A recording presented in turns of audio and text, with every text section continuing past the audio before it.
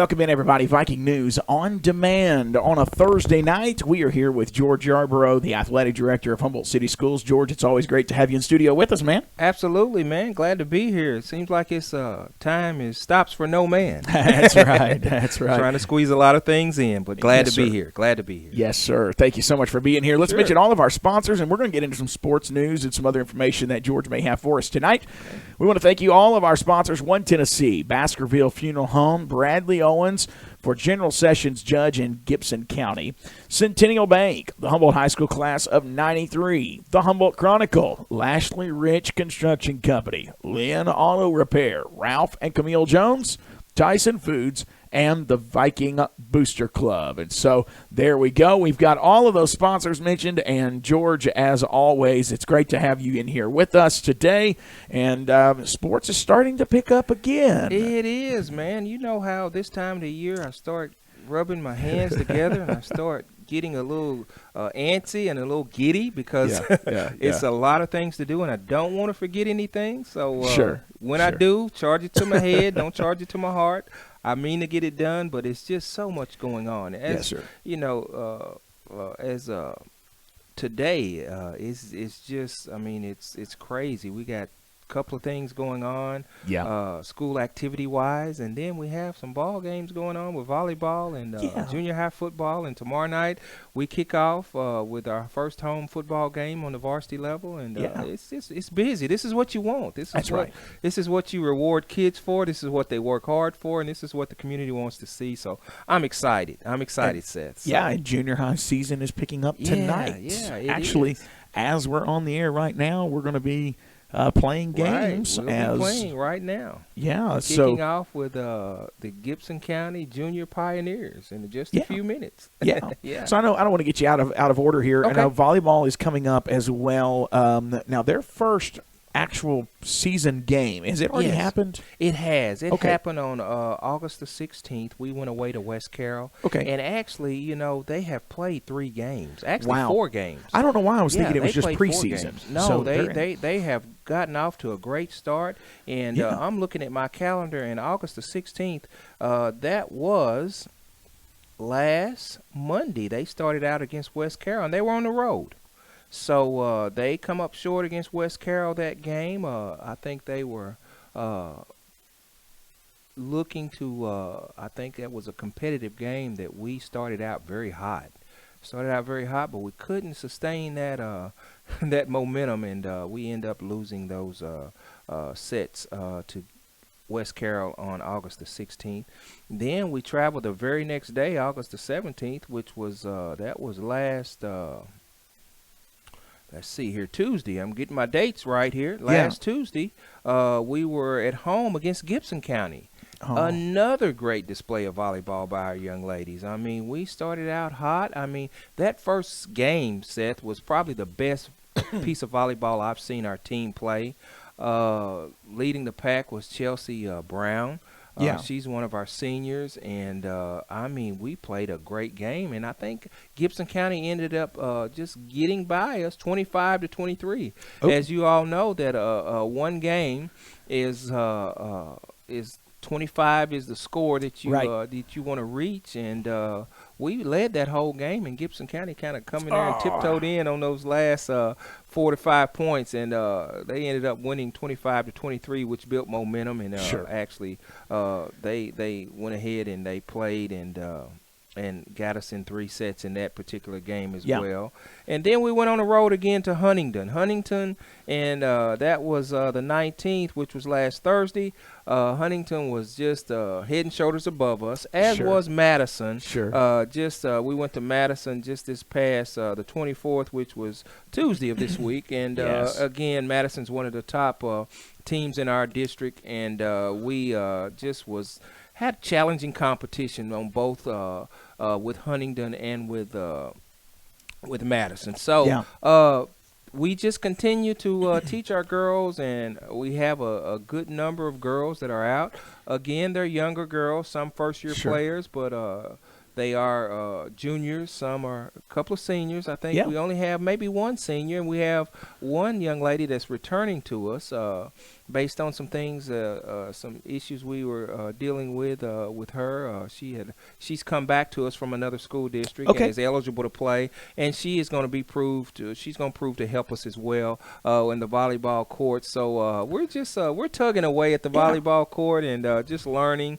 And hats off to Coach Macklin and Coach Shivers, Dominique, that is, for continuing to stay committed to our girls and the working on our skills regarding volleyball. Now, this is the first season that Coach Macklin has been able to really just focus on volleyball. Right. She's done volleyball and ladies basketball. And as you know, the previous administration, even before Dr. Epperson, during the interim of Dr. Shelton, they decided to go a different direction with the ladies basketball team. They did. And so and I know that may have stung for a little while there, but this may actually prove to be a good thing for Coach Macklin to be able to focus on the volleyball. And it kind of sounds like they're growing and maybe seeing some more progress there. I agree simply because the girls know Coach Macklin. Yes. She has served across sports. Yes, she has done as you mentioned, our girls' basketball team. She was our varsity coach for a number of years. Yeah. And then now she's able to concentrate totally on volleyball, and she's doing a great job. The girls identify with her. She's great with our young ladies, and they know her. Some of these same individuals, I think she's been there long enough to have graduated her freshman young ladies in last year's class with some of the names, the likes of Jaden Patrick, some of the likes of Reagan Buchanan, and just to mention a few, the Mariah and Jayla Cook, the Cook girls, Cheslin Owens. Cheslin Owens, she's actually graduated from college. So that gives you an idea of Coach Macklin's tenure there at Humboldt City Schools and in the athletic program. And if I'm not mistaken, I know it's 5+ years. Wow. It ain't over. Maybe 6. Yeah, she's still around, and she is still making an impact on our young ladies through the arena of sports and athletics. And we entrust her to our young ladies to lead the way and to provide that example, and she's just done that. So we're proud of her. That's fantastic. So now the volleyball team will pick up with another game. When is their next game? Volleyball game. Let's look at that schedule, Seth. They'll be playing today. Actually, they are playing, probably tipping off now and playing in that first set in Middleton. They'll be playing them today, starting at 5 p.m., and that game is underway, if I'm not mistaken.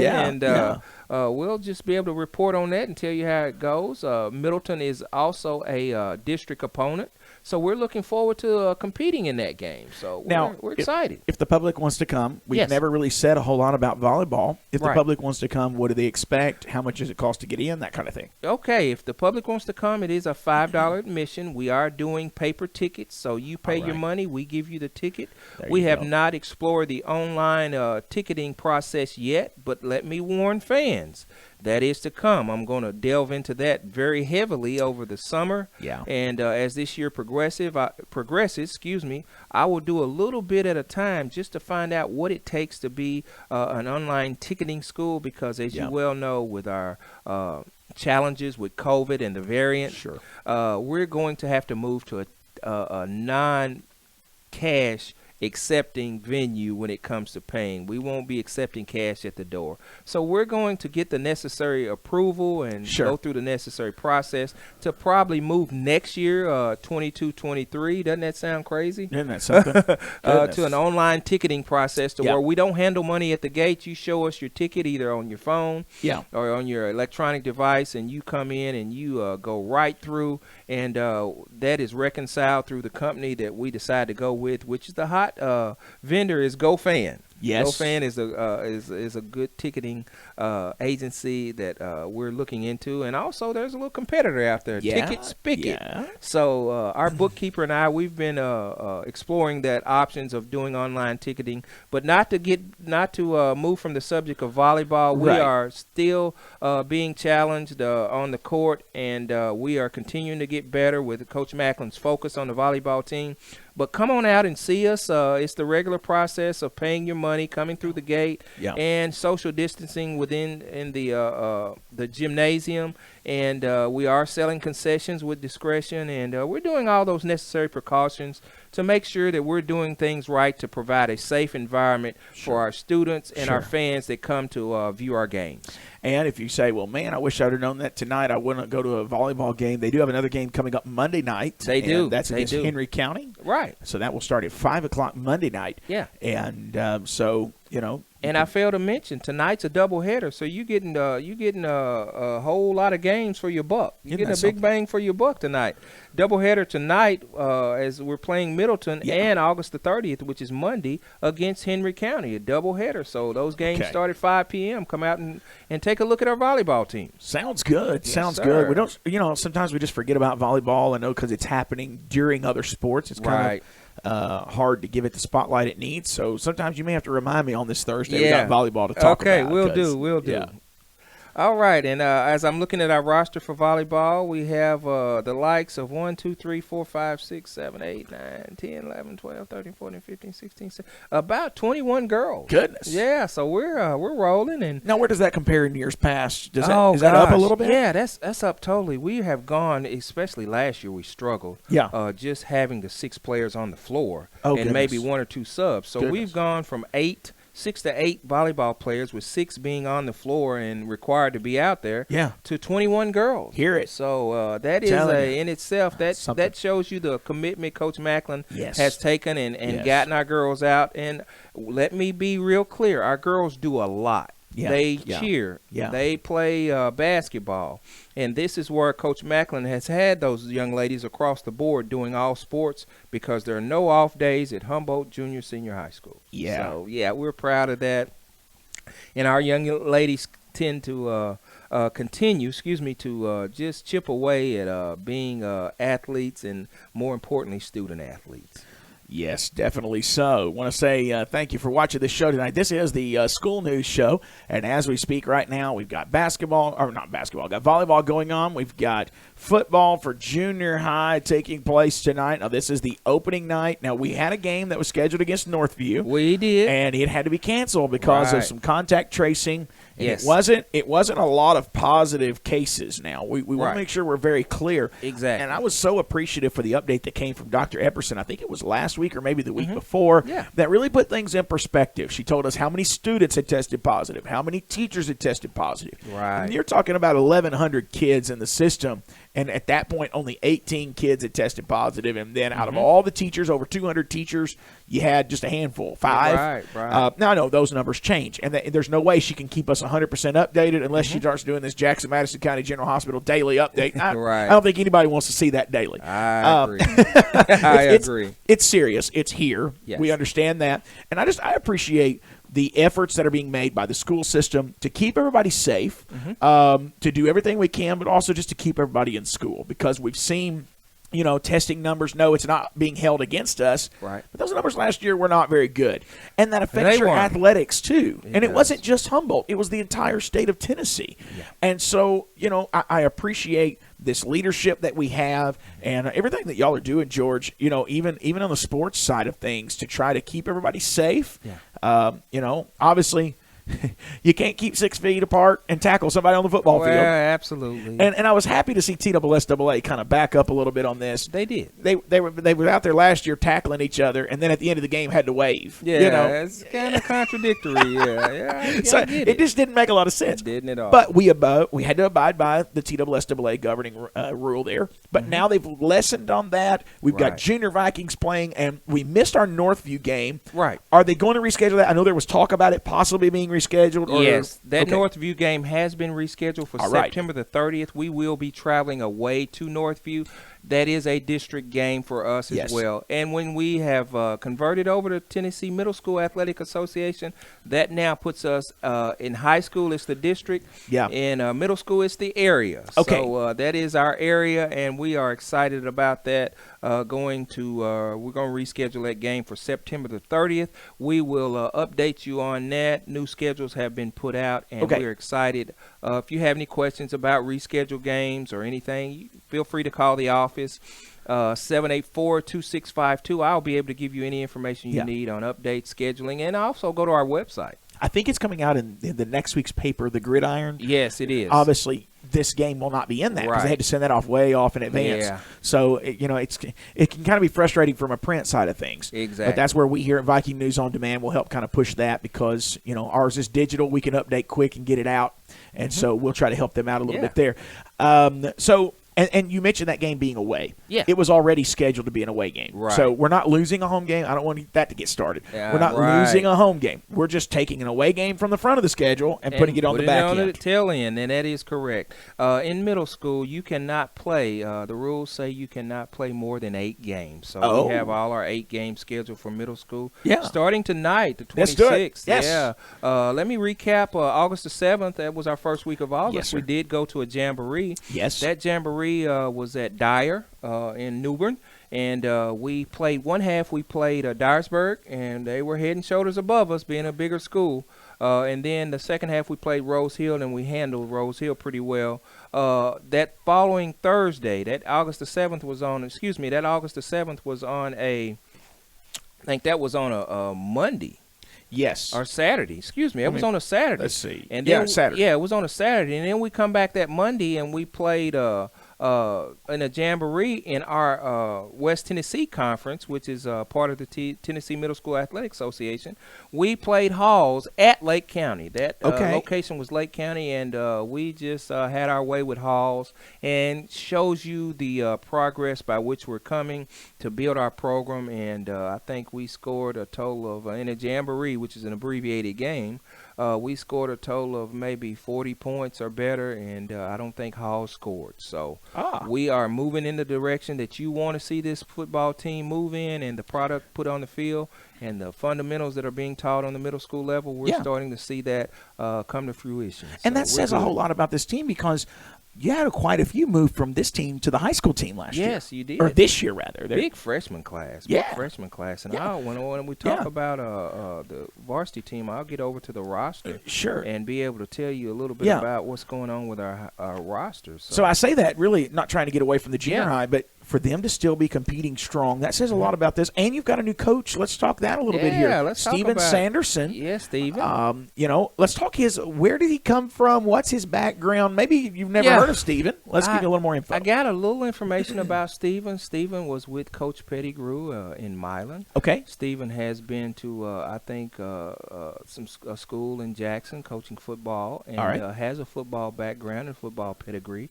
So he brings a lot of knowledge, and I was in the field house yesterday talking to him, and the gentleman just has a way with the kids and doing being Coach Pettigrew's partner in crime on the football field. I think they've had a lasting relationship together regarding football, and we are excited to have him. Yes. As I said, his tenure goes over Milan and expands across the schools in Jackson as well, and he has done a fine job of coming in, getting acclimated to our students here at Humboldt Junior Senior High School, and he's our health and PE teacher as well. Okay. So he's doing a fine job, and we're glad to have him on board. Yeah. And he's provided that insight and that direction, along with Coach Greg Lennon, who's always been around with our younger kids in our City League football when those young men were in the 4th and 5th grades, and now they went into 6th with a little City League experience, and now these guys are in high school. Yeah. So we're building, and we're trying to get it done with these individuals. Our coaches are so committed, and the time that's put in with athletics from young years on up into high school, on into junior high, it's a commitment across the board, and we're excited about that. It's fantastic. Fantastic. Now, did Mr. Sanderson, did he bring, when you had Coach Pettigrew, he brought Sanderson and some others. Does Sanderson bring some people with him, or do we keep the rest of the staff pretty much the same? We keep the rest of the staff pretty much the same. Of course, I want to talk about our 2 alumni, Jalen Montague and Trayvon Brown. They come to us from Bethel College, and straight out of college and off the college football field to provide that experience and that excitement as young coaches breaking into the field. So we have also Victor Horton, Victor is a great gentleman who is on board as our project manager and also has a wealth of knowledge, football background. Okay. He's been in Haywood County, I think, and he's brings a wealth of experience and know-how. His college experience is centered around Memphis University. Oh, and, wow.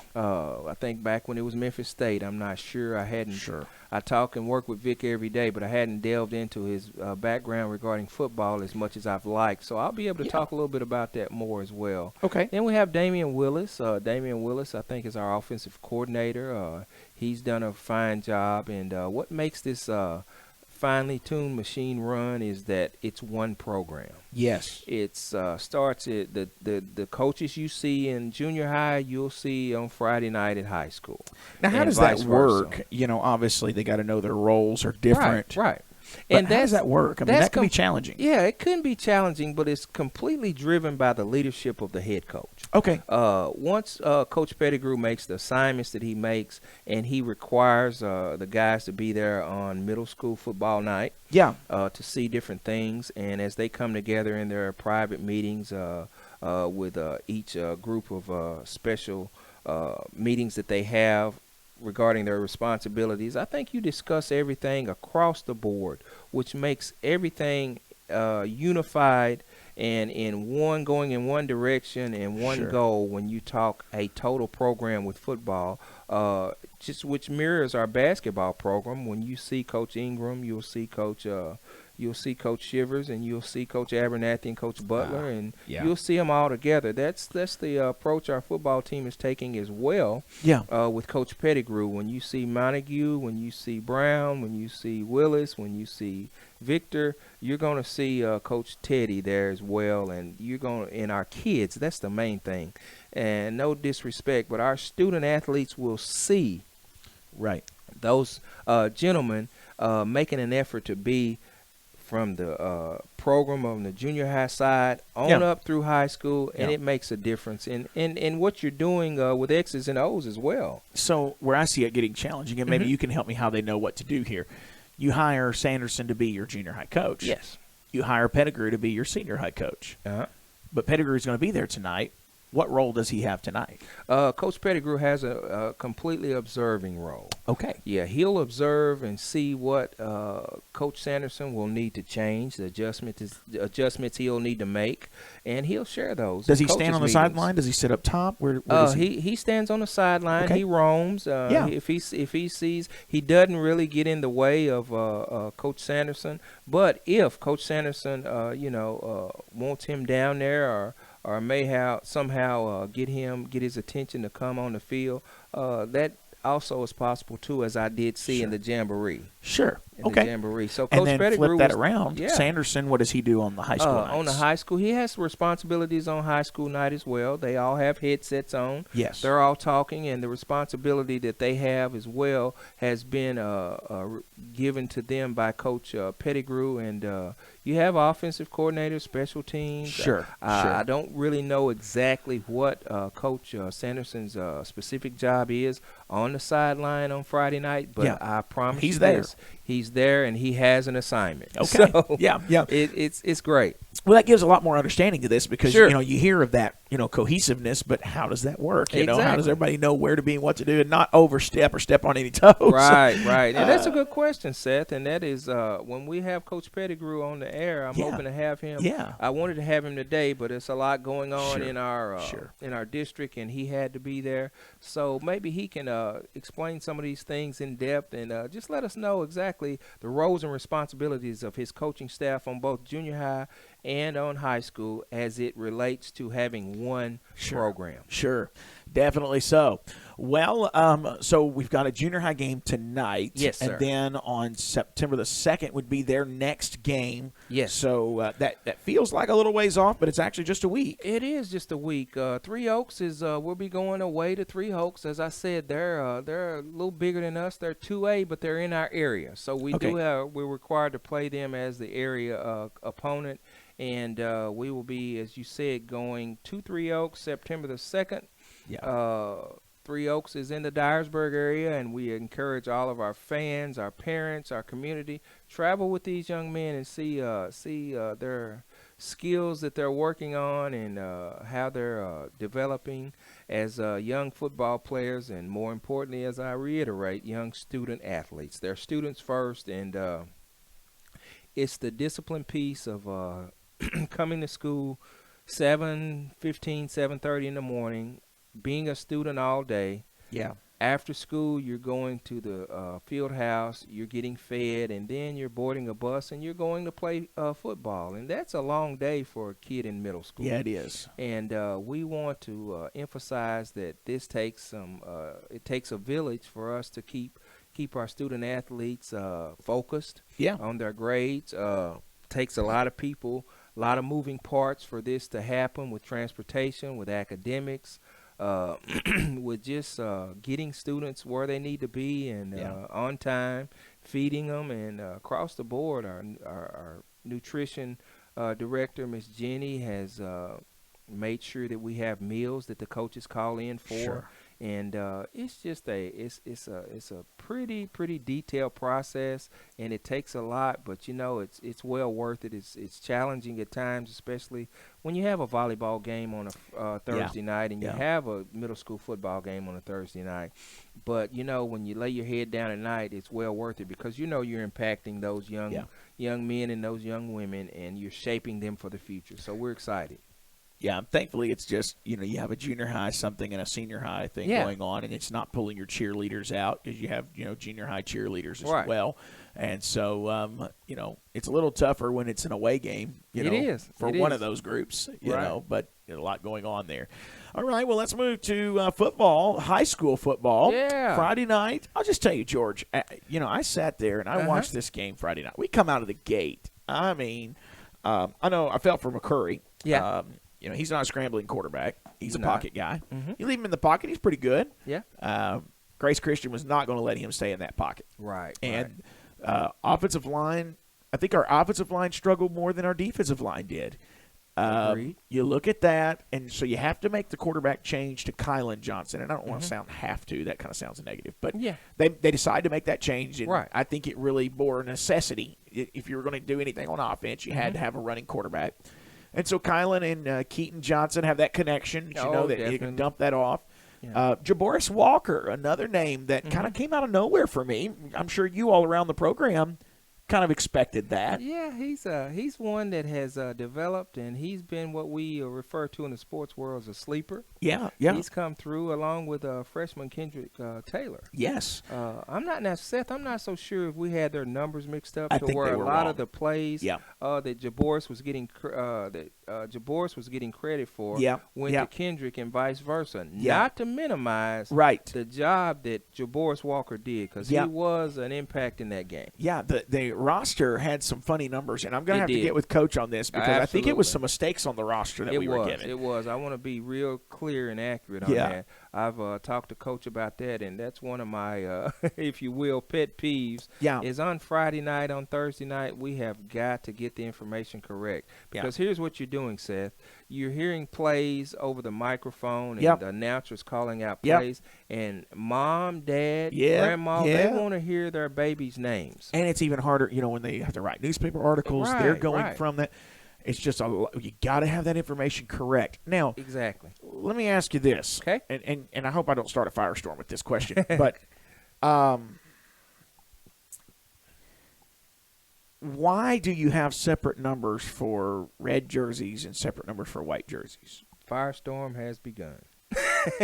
Let me just be real clear, because I want to be transparent with our program, and I want people to know what's going on. Sure. Sometimes jerseys walk away. Okay.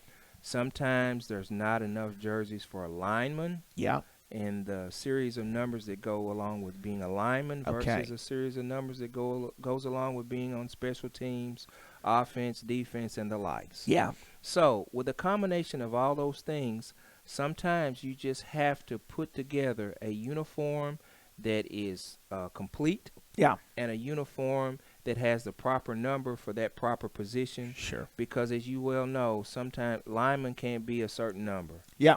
linemen have to be a certain number. That's right. And other positions call for certain numbers and the sequence of those numbers. Sometimes as a school, we don't have those jerseys. Those jerseys tend to maybe walk off. Yeah. And we're going to do a better job as our coaching staff of getting these numbers, getting the equipment in the right sequence of order regarding numbers. Sure. And just taking care of our program from a standpoint of knowing what we have, jersey-wise, equipment-wise, uniform-wise, so we can be, a little more accurate when it comes to displaying the student athlete on the field and having that correct number to correlate with that position. So the only reason I ask you a question is I want it to go back and everybody to understand this is not a Pettigrew problem. This is really not a Ballard problem. This has been going on for a while. Yes. And so that's what even makes it more difficult on a coach to put a roster together for the media. Right. Okay.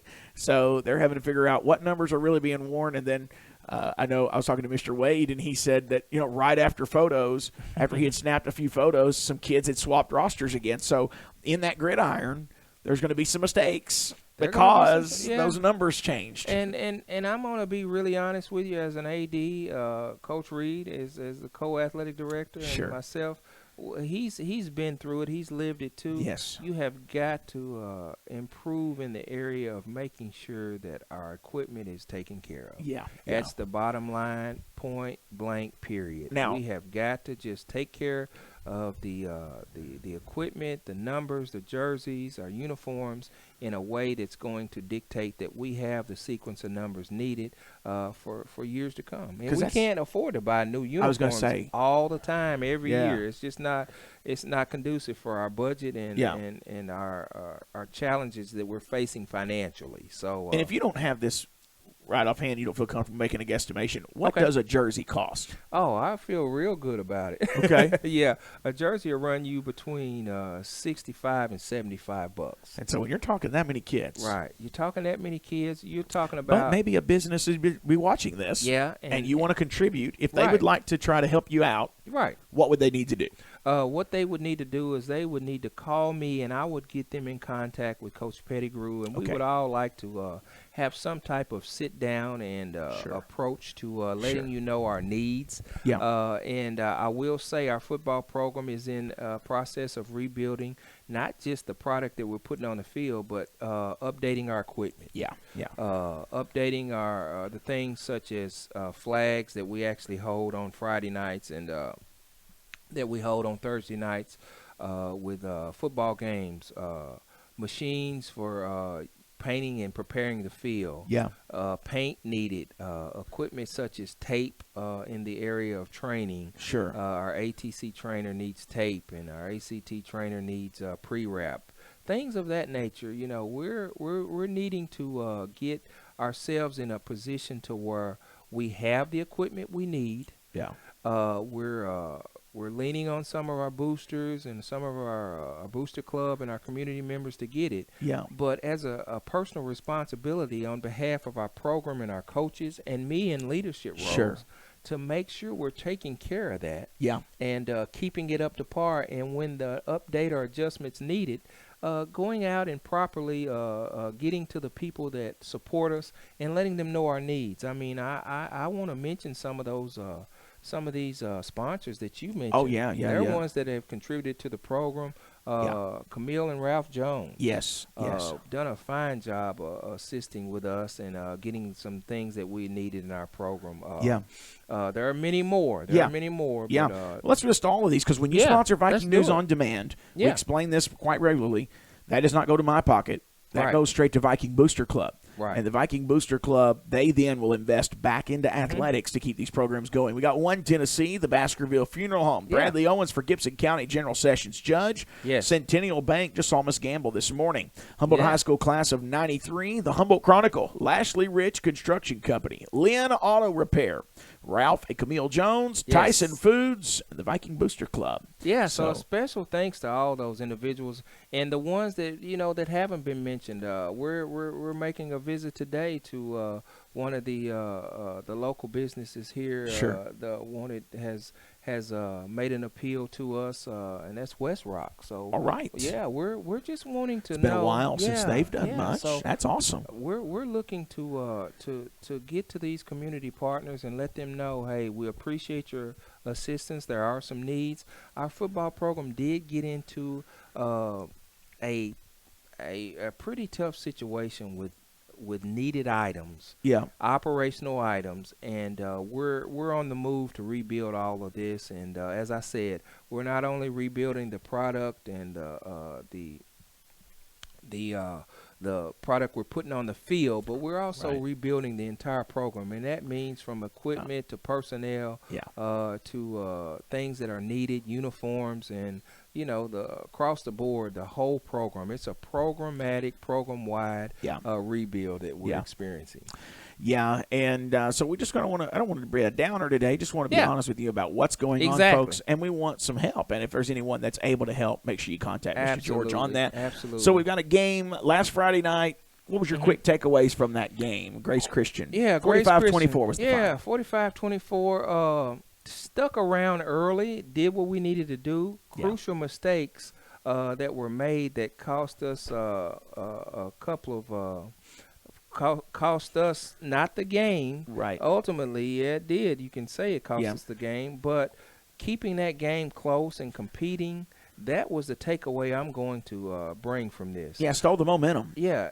The momentum kind of shifted, and it took us a minute. We just hit a valley, and coming out of that valley, it was kind of tough for us. Sure thing. So we want to remind our kids and our coaches, and I say kids, I don't mean to be disrespectful. Our students. Let me get into the habit of saying what they are and not kids. We want to let our students know that, we recognize what you're doing on that field and the progress you're making. Yes. My challenge to my football team on the junior high and high school level, and the takeaway I want our coaches to have, is when things go wrong, don't hang your head. Right. Don't quit.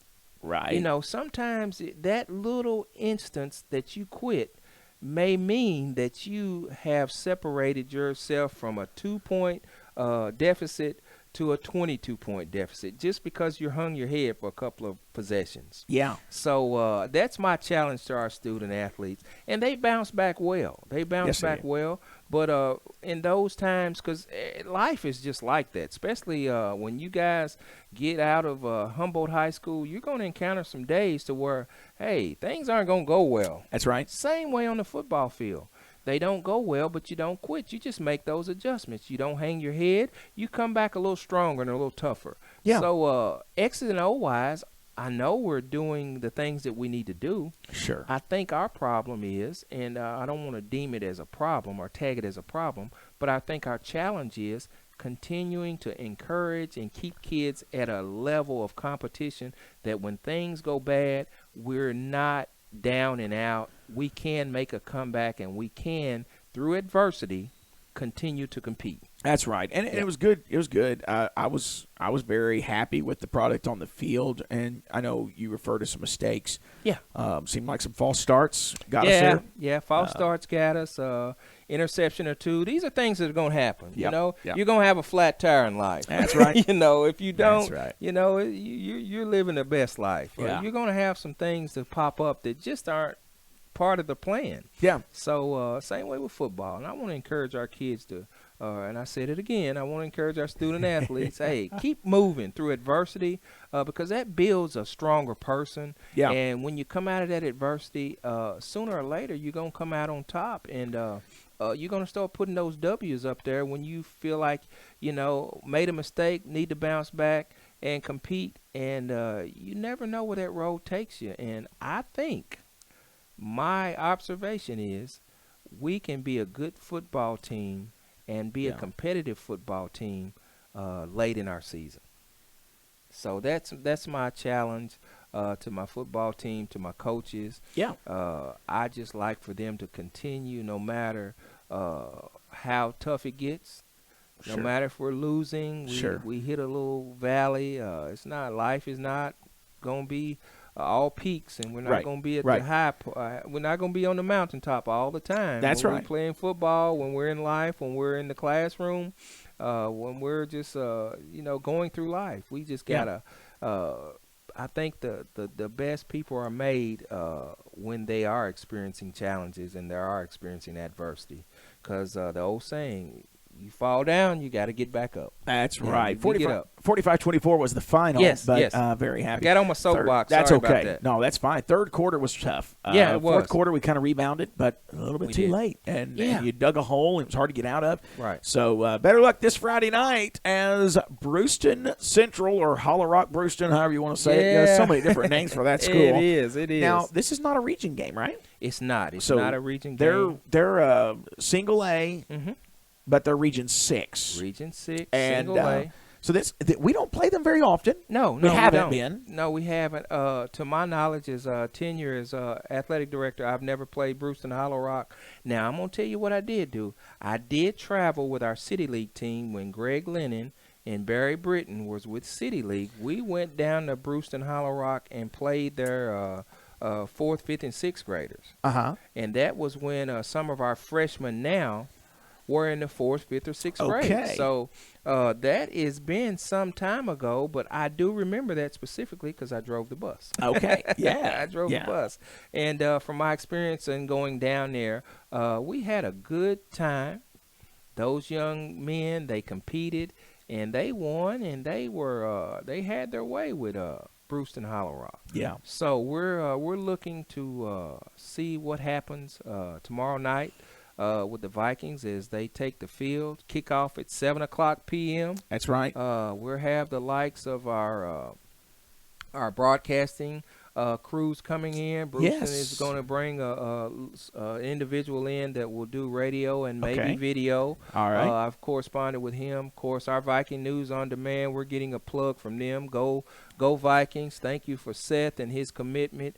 He's going to have Mr. Ted Martin out. We got That's right. Ted, we got you something. It's going to be a little surprise for you, but we're looking forward to seeing you. Want to give a special shout out to my man Chance Baskerville and what he does, because he's still an integral part of our program here as the Booster Club president. Yeah. And it just goes without saying, all the individuals that we rely on in our community for encouragement and for support. You're there. All Humboldt has to do is just call someone and say, hey, we need this. Yeah. And I don't think we have exercised that right like we should have been in the past. So I'm calling in some favors, guys. Let's do it, man. I'm wanting to make sure that our program is competing at a level where the playing field is leveled off and we get better because we have the equipment and the necessary uniforms and all that goes along with competing in the football field. And not only just football, volleyball,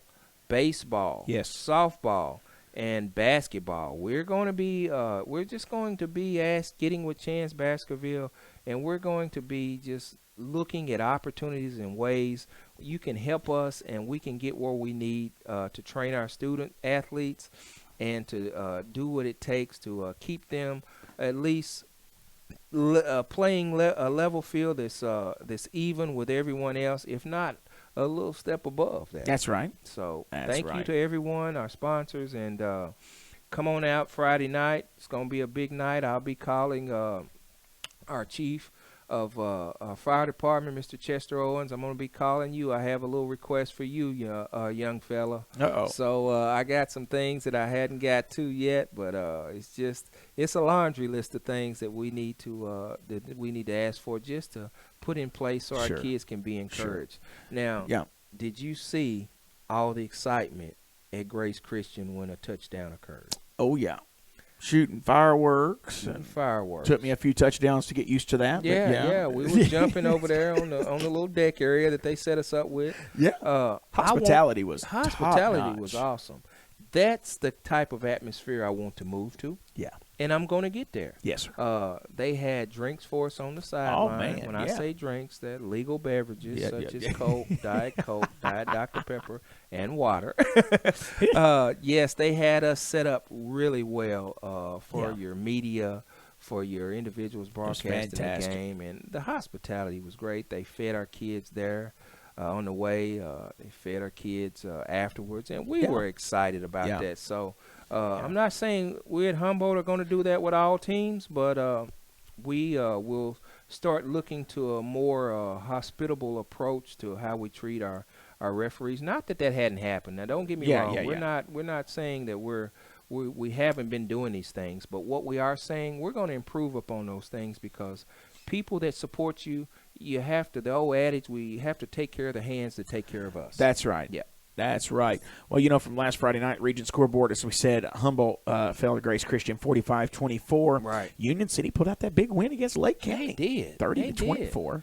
That was Greenfield shut out South Fulton 14-0. Tipton Rosemark. This one got me. Tipton Rosemark 47. Halls nothing. Yeah. Yeah, is Hall struggling this year? Hall seems to be struggling. Maybe that was this year. Yeah. Maybe that was a dumb question, but with that kind of score, I was just like, "What?" Yeah, our middle school team, as we went down about the first week in August on that Monday night, we had our way with Hall. So Hall's may be experiencing a few challenges this year, and stepping into the rebuilding arena as well. And then the team everybody's watching in our region, knowing they're running over everybody, but they had quite a game against Peabody and Milan had quite a game the other night. You're a play away from that game being a little closer, because with my understanding, it was 28-25. 28-25. 28-25 was as close as Milan got, and maybe a mishandle or a mistake or two caused that game to. And of course, a team like Peabody, you can't afford to make any mistakes. Right. They are in this West Tennessee area. They are top notch in the state. They are. But I don't think for itself. But I don't think they're as good as last year. Yeah. When I look at them, this is a young team at Peabody. Now, that doesn't mean they're not going to be good. Doesn't mean they're not going to dominate. Right. But it's not the same level of team as they were last year, I don't believe. And so, there's just that window. Yeah. If you can just hang around. If you can take the opportunity, and again, two of the premier programs, I think, in our state were competing opening last the season. Thursday. Yeah, opening the season. That's your Milan and your Trenton Peabody. So, hey, we're in that district with Trenton this year, and when you wanna be better and get better, you got to play the best. So that's right. We definitely have that.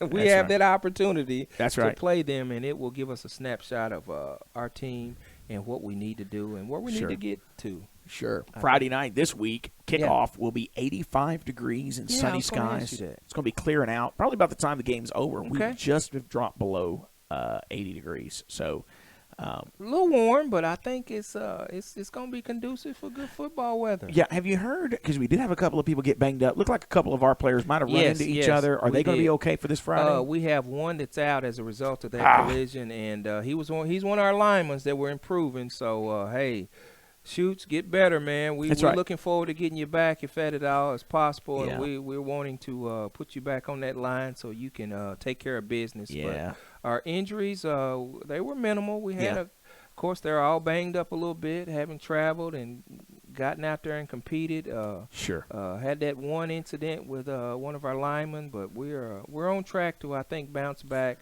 bar that one injury. All right, fantastic. Hopefully Devin will get feeling better and get back out on the field with us. And folks, this Friday night, the next Friday night, and then the next Friday night, we're at home. Thankfully, Lake County's a couple of weeks away. Lake County and Obion have had to cancel this week due to some COVID situations out there. And so, it's just the nature of the beast right now. Tennessee Titans, they got 5 people, including one of the coach. Including the head coach, And it's the the benefit they have to where we don't is they can go into a bubble if they have to. But with high school, you can't. You can't do it. They go home. Yeah, and mentioning our return to play with COVID, last year they shut us down completely, the entire team. Yes. But with TSSAA and the protocol that they come back with, and hats off to them, we're not shutting the entire team down. We're looking at symptoms that are developing with those that have been exposed. Of course, those with have tested positive, you have to be out, that time frame that's needed. But those that are around you, if you're not developing symptoms, within that 48-hour time frame, we're continuing to let you play and monitoring you closely. And as Clayton was on the air last week, he has to. I mean, when you do test positive, there's a protocol you have to go through when you return. So that's right. We're doing what it takes, and TSSAA did send us an NFHS, which is a National Federation of High School Sports protocol, also. That come out this week, and we'll be getting that information out to our coaches, and just a little more precaution on a national level. That TSSAA, which is our state governing body, has embarked into, and we're proud that they are taking the necessary steps in leadership to keep our student athletes safe.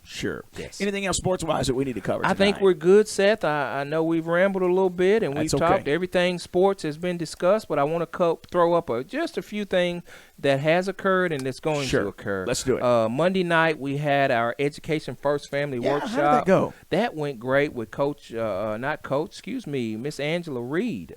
She was on hand to talk to our students and our parents, make them aware of opportunities that do not necessarily involve a four-year college. That's good. And Chance Baskerville spoke, and I think Mr. Marable spoke. All right. And these were all opportunities, just not words, but just what you can see on a daily basis regarding activities and living that our administrators wanted to share by getting some individuals in that embark on the avenue of, hey, not all students are going to college. That's right. There are other opportunities that do arise that don't involve a four-year college. So that was a great workshop. Education First. So thanks to all the participants, Miss Angela Reed, thanks to her, and Miss Ginger Carver, who is our communications person. She was on hand to get that information out and get the flyers out. So we're excited about that. Wonderful. We're having a big event coming up on August the 31st. Okay. Our superintendent, Dr. Janice Epperson, has gotten together a L-cubed event. Okay. Now, when you talk in the area of math, we know A squared, B squared, all that information is in the equation of math. Well, she's come up with an L cubed. Okay. Which is a late lunch on the lawn. All right. Yeah, and all that is that will be occurring Tuesday, August the 31st. We'll have food, music, and some vendors out 4 to 7 at the Viking Park, and all HCHS staff can join us for an evening of just fellowship as we celebrate our staff and our individuals that work within our community of Humboldt City Schools. We invite individuals to come out and come by and tell a teacher or a staff member you appreciate the job they're doing. There you go. And this is just going to be a time of fellowship, and we're going to celebrate our staff. Fantastic. And it is a BYOC event. That means bring your own chair. Okay. Yeah, bring your own chair. We'll be having a little food, little chicken out, hamburgers, hot dogs, drinks. Good deal. And just loving on our staff and the people that educate our kids, and that our community and parents entrust our students to come to every day in this environment. Yeah. Is it the best environment that we can provide for them? Absolutely. Right. Are we there yet? No, we're not, but we're striving each and every day. We have our challenges, but understand we are putting procedures and things in place so that our community will be proud of our schools, because our schools is our community. That's right. Yeah, that's right. So come on out. All right. L3 Day, late lunch on the lawn. That's August 31st, 4 to 7. Yes, sir. Sounds good. That's all I have, Doc. All right. Well, it's been a busy day, and it's going to keep getting busier, as right now we still have junior high football taking place. Volleyball is probably about to wrap up. How long does that normally take, volleyball? Volleyball. Doubleheader, especially. Doubleheader probably takes you about 2 hours. Okay. Yeah, it's wrapping up. So appreciate you joining us tonight. We'll be back tomorrow evening, live streaming the game at Humboldt High School. Barker Memorial Stadium, Brewston, Hollow Rock, Brewston Central, I don't know how many names they can have. Anyway, they're going to be here, and we're going to be covering that game. Give a shout-out to the Victory 93.7. They have a pregame show. They're going to be at Humboldt 6 o'clock, and I'll be on with them from 6 to about 6:30, I think. And then 6:45, we start our pregame show right here on the Viking News on Demand. We'll have an interview with Coach Pettigrew. I still have to get used to that. Coach Pettigrew, we'll talk to him and get his take on what he's thinking for this game, and also maybe a hot take from last week as well. He wasn't able to join us Monday night. We're trying to get him back into the swing of that where he can be used to that. We missed him Monday night, but we kind of recapped, read through some stats, and made our way through that. So appreciate you joining us tonight, folks. Until next time, God bless you. Have a great evening. Thank you one more time to all of our sponsors as well. I want to say thank you to 1 Tennessee, Baskerville Funeral Home, Bradley Owens for Gibson County General Sessions Judge, Centennial Bank, Humboldt High School class of 93, the Humboldt Chronicle, Lashley Rich Construction Company, Lynn Auto Repair, Ralph and Camille Jones, Tyson Foods, and the Viking Booster Club. Until next week, God bless you. We'll see you tomorrow night, Humboldt High School, Barker Memorial Stadium.